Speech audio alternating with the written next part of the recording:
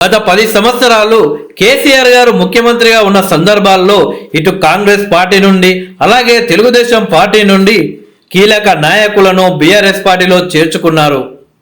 ప్రస్తుత కాలంలో రాజకీయ నాయకులు ఏ ఎండకు ఆ గొడుగు పడుతున్నారు. ఏ పార్టీ అధికారంలో ఉంటే ఆ పార్టీలోకి వెళ్లే నాయకులే ఎక్కువ. రాజకీయాల్లో ఎంతో అనుభవం ఉన్న కేసీఆర్ గారు ఇది మరిచారా లేక పట్టించుకోలేదా అనేది పెద్ద ప్రశ్న అని చెప్పవచ్చు.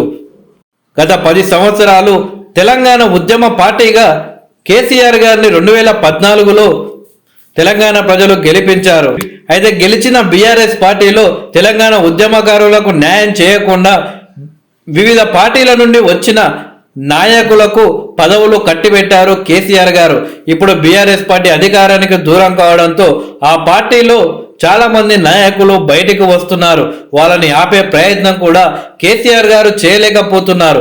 గతంలో రేవంత్ రెడ్డి గారు చెప్పినట్లు కేసీఆర్ ఎవరు, అధికారం లేకపోతే కేసీఆర్ ని ఎవరు పట్టించుకోరు అన్న వ్యాఖ్యలు ఇప్పుడు సోషల్ మీడియాలో వైరల్ అవుతున్నాయి. నిజమే, రేవంత్ చెప్పినట్లే కేసీఆర్ అధికారానికి దూరం కావడంతో కేసీఆర్ ని ఎవరు పట్టించుకోవట్లేదు అని నెటిజన్లు కామెంట్ చేస్తున్నారు. పార్లమెంటు ఎన్నికలు సమీపిస్తున్న వేళ రాష్ట్రంలో రాజకీయం వేడెక్కుతుంది. తెలంగాణలో కాంగ్రెస్ బీజేపీ జోష్ మీద ఉండగా బీఆర్ఎస్ లో చోటు చేసుకుంటున్న పరిణామాలు ఆ పార్టీలో కలకలం రేపుతున్నాయి. ఒకరు కాదు, ఇద్దరు కాదు, ఏకంగా 3 సిట్టింగ్ ఎంపీలు ఇతర ముఖ్య నాయకులు వరుసగా బీఆర్ఎస్ కు రాజీనామా చేయడం ఆ పార్టీని కంగారు పెట్టిస్తుంది. అసెంబ్లీ ఎన్నికల్లో ఓటమి తరువాత అండగా నిలుస్తారనుకున్న నేతలే ఇలా చేజారిపోవటం వెనుక కొత్త కోణం చర్చకు వస్తుంది. బీఆర్ఎస్ లో నెలకొన్న ఆధిపత్య పోరే పార్టీ నుంచి వలసలకు కారణమవుతుందనే చర్చ జరుగుతుంది. ఇంత జరుగుతున్నా కానీ అసంతృప్తి నేతలను ఆపేందుకు అధిష్టానం ఎలాంటి చర్యలు తీసుకోవడం లేదని బీఆర్ఎస్ కేడర్లో నైరాశ్యం నెలకొంది. ఎంపీ వెంకటేష్ నేతకు వ్యతిరేకంగా బీఆర్ఎస్ నేతలు ఇచ్చిన రిపోర్టు కారణంగా అధిష్టానం ఆయనను దూరం పెట్టిందనే ప్రచారం జరిగింది. ఇక ఎంపీ రాములు తనకు పార్టీ కార్యక్రమాలకు ముందస్తు ఆహ్వానం లేకుండా అవమానిస్తున్నారనే కారు దిగిపోయారనే టాక్ వినిపించింది.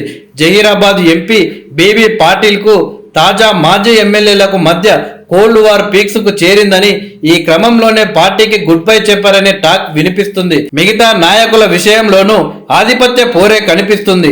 జిహెచ్ఎంసీ పరిధిలో పలువురు కార్పొరేటర్లు, కేటీఆర్ ముఖ్య అనుచరులు పార్టీ వీడేందుకు అక్కడి నేతలతో ఉన్న వర్గపోరే కారణమనే చర్చ జరుగుతుంది.